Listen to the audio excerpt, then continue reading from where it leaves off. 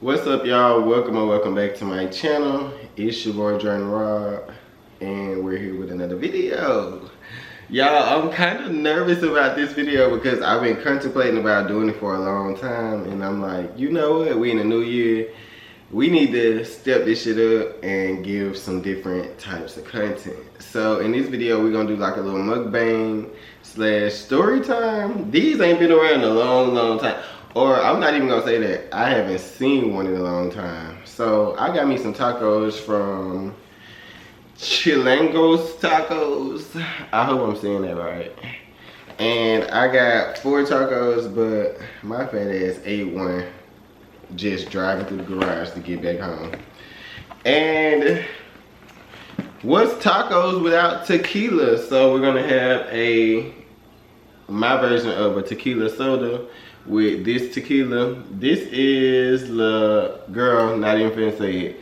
Get you some, it's great. And I put some ginger ale with it, and cheers, let's get into it. So, this shit strong. Let's get this party started, and we're gonna stay at your friend's crib. But back to what I was saying. I have been contemplating telling this story for so long just because like I've healed from it. I've moved on with life. I'm flourishing. And it's not something that's just on my mind at all times. But nowadays I find myself sharing this with people. Like sharing my story as a way to help them. So I'm gonna do the same thing with y'all. I'm gonna share this story and I hope it helps y'all. This story is about getting out of a toxic situationship and just being lied to. So let's go back in time a little bit. Okay, so about a year after my grandma died in 2020, no, it was 2020. I was gonna say 2021. In 2020, I met this person and we ended up talking for about 6 months. Nothing real heavy, just talking. So as time went on, of course, when you talking to people consistently, you know you start to gain a little feelings. Wait, why did not put the sauce on here that I fought so hard for? And you know when you starting to talk to somebody, you going to sleep on the phone with somebody, you just start to gain feelings. So, of course, that's what happened. Also, I feel like we were trauma bonding. Because if you can remember, I had just said we met after my grandma passed away. And this person was also going through a loss. So we met, we was there for each other, we comforted each other, and eventually like we fell for each other. That led to a little relationship. But, and this is why I never told this, because I don't know how to like tell it as a story. But anyways, us getting to know each other and talking, spending so much time on the phone led to us like spending some time in each other's cities, and then one of us moved across country to be with the other one. And then I started realizing that I didn't feel those same feelings that I once did. It was a lot of toxicity going on. And you know, once you start disregarding your own boundaries and accepting anything, settling, you know, that's you teaching other people how to handle you in a sense. So doing all that, I was giving the wrong message on how I wanted to be handled. That led to me discovering that I had been lied to for the whole situation. So this is where the story time get interesting.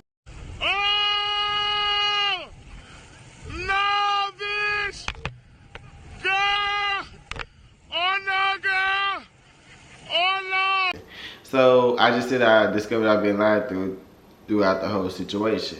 So this person had a friend that they claim did not like me for whatever reason.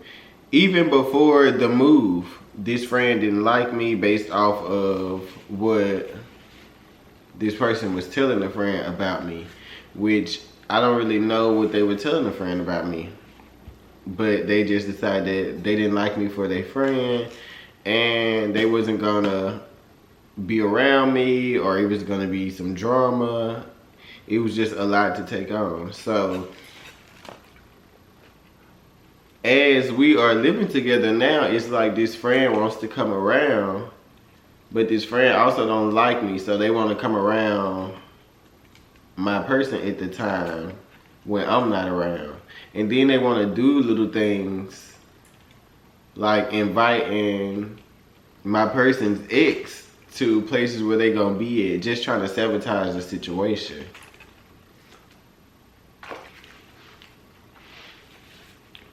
Okay, y'all, these tacos are really good, but you have to get the sauces. So they come with this little sauce, this red sauce, and then this one, which I think is mild. Hopefully y'all can see. I don't want to touch the lens, but put them all on the taco.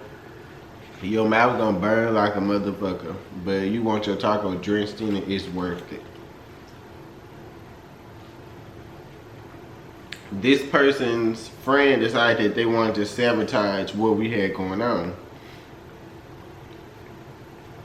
So one day, after like the situation that I was in had got so bad that we were separated but living under one roof. It was so bad that we could not tolerate each other. We were not communicating healthy. It was really mentally abusive and verbally abusive between the both of us. And I'm gonna accept some blame. Like, it was a tit for tat situation. I was not completely innocent in the whole thing. And we had physical abuse in the past, but it was before we started living with each other. That was one red flag that I turned a blind eye to, because that's something that I said that I would never deal with. And if you got your boundaries, or you got the things that you said you're never gonna do, please stick to them. Please stick to them, especially something like that, something that serious. Like, being violent is something that I never wanted to do with my partner, and I feel like once it goes violent, it's no coming back from it. In my opinion, I feel like, cause y'all, that's just like cheating. I might could take somebody back for cheating. Let me make this about a story. Never mind. Like, you shouldn't take nobody back from cheating. But you know, people change. You done lost your damn mind. When you get your damn mind, you call me. Let's get back on track. But hitting and violence is a non-negotiable for me whatsoever. I feel like once it goes there, it's no coming back. And I let it come back from there one time. But like I was saying, we were staying with each other, but we weren't together. We wasn't sleeping together, weren't in the same bedroom or any of that. Just roommates, essentially. So one day I get a text from this friend who has been trying to sabotage this relationship. The friend was in need, so I ended up giving him a ride. And I was like, why would I really give him a ride after all the things that I done heard that he done did vindictively behind my back? Why would I give him a ride? Like, is that even a smart thing to do? But if you know me, you already know, like, I'm really caring. So I'm like, okay, this person in need, I'm gonna give him a ride. So I give the friend a ride, and we have a conversation about them supposedly not liking me and doing all these things to sabotage the relationship. And while I'm talking about my experience, they're just looking at me like, what are you talking about? Nibbit. So we get to the destination and they explain their side of the story. Like, they don't know what I'm talking about. I'm like telling them about events that happened before we had even moved across countries to be with each other, and they are completely clueless. I'm telling them things that we're on where my person at the time was so-called in situations that were uncomfortable for them, situations that one situation even led to a physical altercation, and the friend don't even know what I'm talking about. So I don't know how we got on it, but they end up showing me their message thread with my person at the time. And y'all, I kid you not, the message thread had maybe 12 messages. I'm finna show y'all how this taco look too. Maybe 12 messages going back and forth over the course of the year. So this is how it looks with all the sauces. It's grilled chicken, of course. Let's try it together.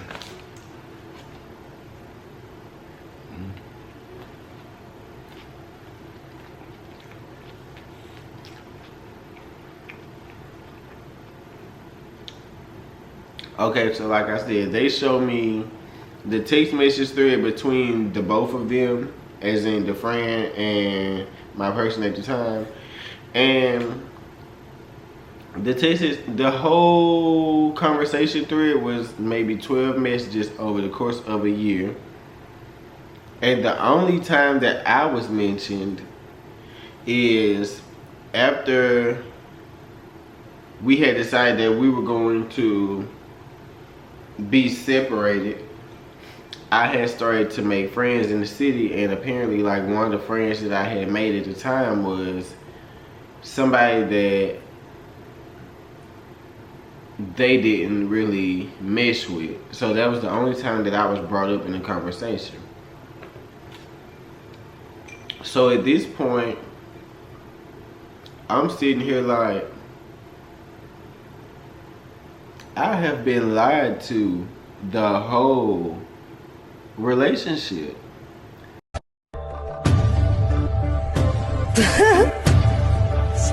Nothing was true. Y'all, my mind is racing.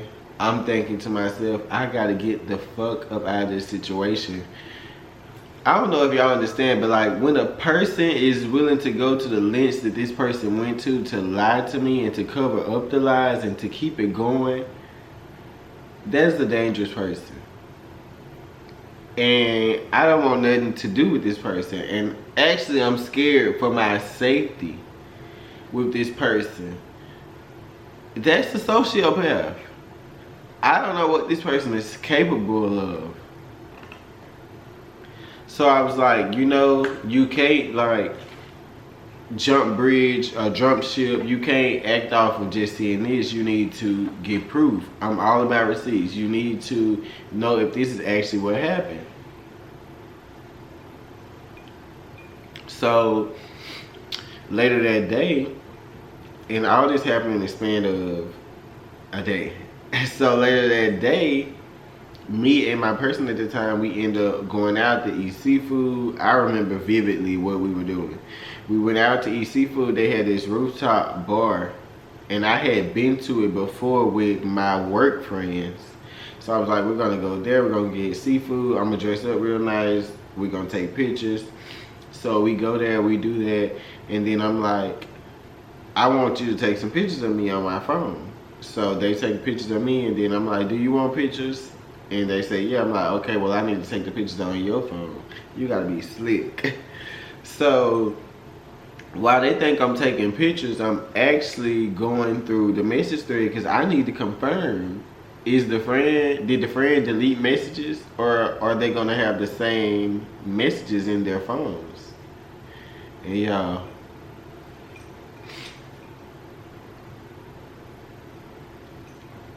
we might actually need a shot. Let's take a shot. Let's take a shot for this shit right here.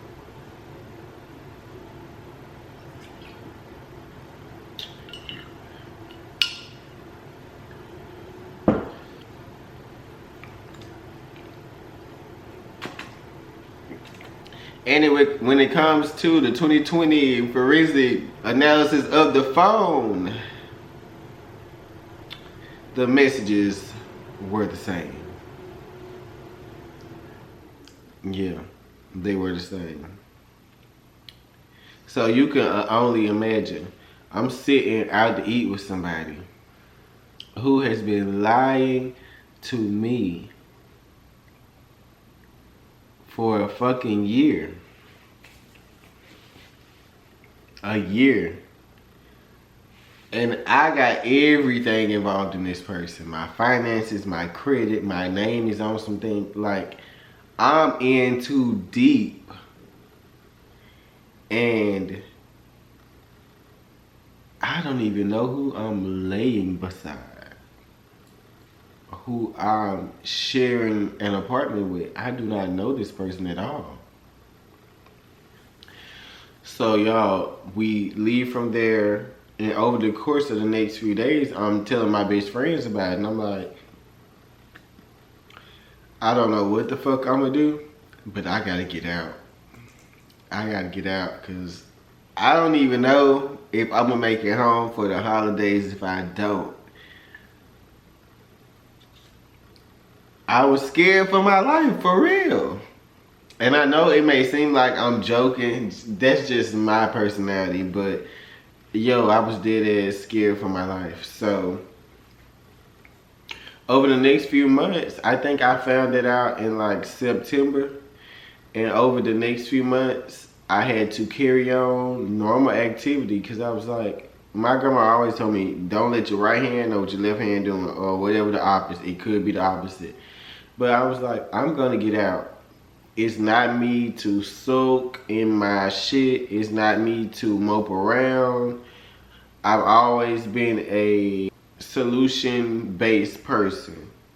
And I always feel like I bounce back from everything that I go through. And I can pretty much figure it out. I just need to sit down in my corner and get everything together and come up with a plan. So that's what I had did. I was like, the first thing I need to do is find an apartment, because I'm gonna let y'all know the secret. I was the one that moved across the country. So I was like, the first thing I need to do is I need to find an apartment, or either I need to get something situated at home so I can go home. And I honestly didn't want to go home, because you know, like, when you make a move like that and you do things like that, especially at the state of my family at the time, you don't want to, like, you can't go back home with nothing. And bitch, I was going to be going back home with nothing. Nathaniel, my Honda, that's it, that's all. And I did not want to be seen as a failure after leaving and going out and living somewhere for a minute, and this what happens. And especially the reason for me being moving is because I was with somebody and moving because I was moving because somebody else stayed somewhere. And for a while I kept saying to myself, it's because you really want to get out of Louisiana. I did want to get out of Louisiana, but I had places in my mind that I wanted to move to as well. Forever I wanted to go straight to Houston after I graduated college, stay in Houston for a while, and then I wanted to move to Miami. And I derailed my whole plans to go to this place and stay. But I also believe everything happens for a reason, so it could have happened for a reason. I met some amazing people staying there who are still in my life today. But anyways, let's get back. So anyways, I start apartment shopping. And mind you, I'm teaching at the time, so I'm doing things when I'm teaching. The living situation that I'm in has gotten so bad that we fighting every day. Every single day. No kidding. We're fighting every single day. They're depending on me for their happiness, which is also something that should never be. And it was taking a toll on my mental health, for real. So I ended up finding an apartment. I got approved for an apartment, unbeknownst to this person still.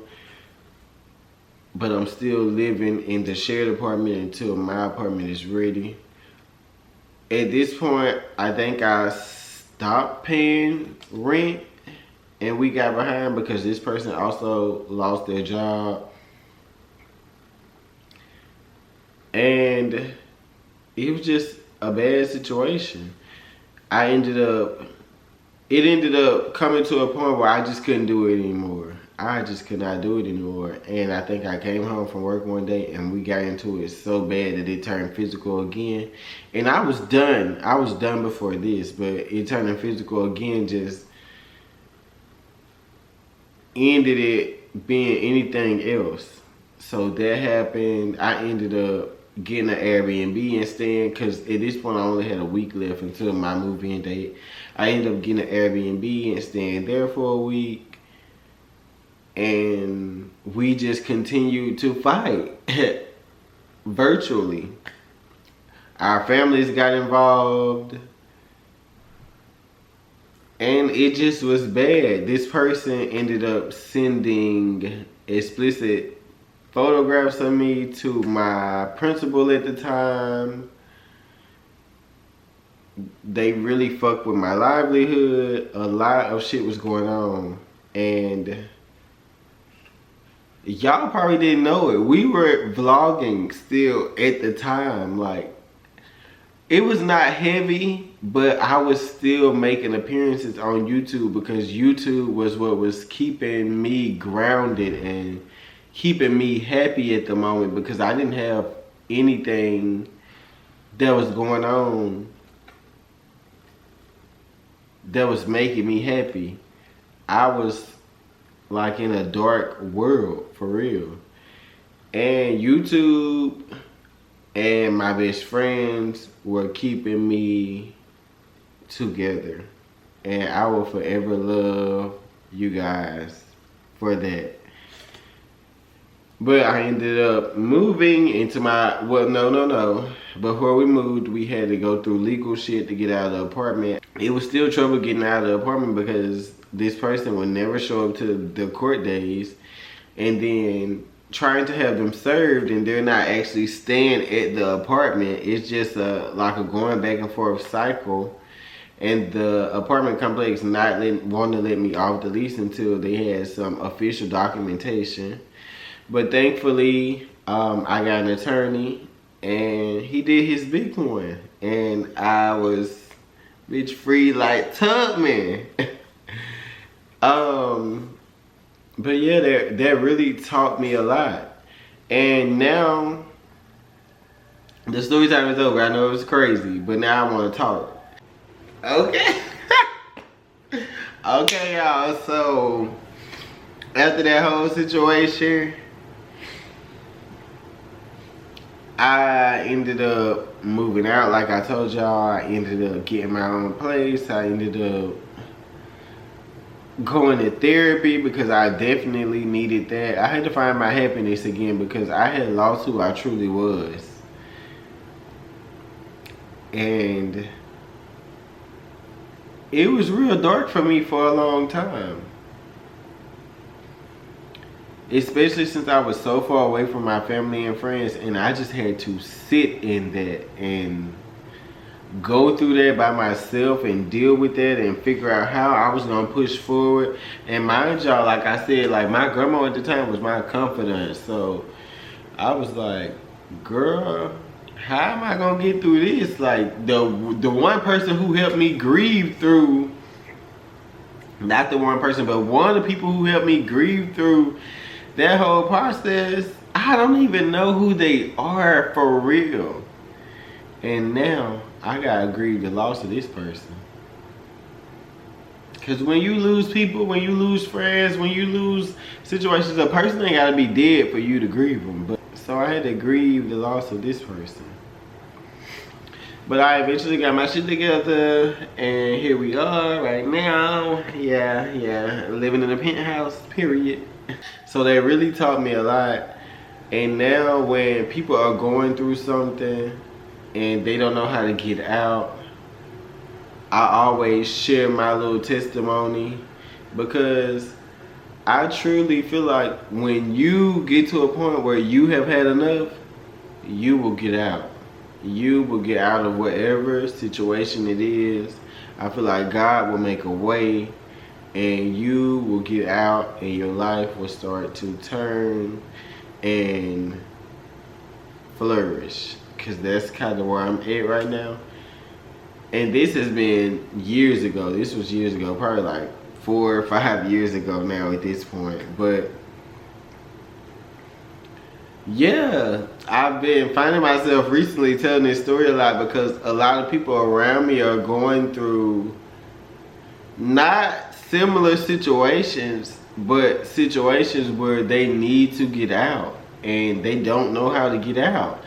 And that's just my biggest fear again, is being in a situation where I need to get out and I can't get out, or I'm stuck, or I'm in a predicament how I was then, where I feel ashamed about the situation that I'm going through, which you should never do, because you should always have somebody in your corner who is non-judgmental, who shows up for you when nobody else shows up for you, who is there to have your back no matter what the circumstances are, because behind closed doors y'all can always have that conversation, and that person can check you and give you feedback and tell you when you're wrong, because you need that in life.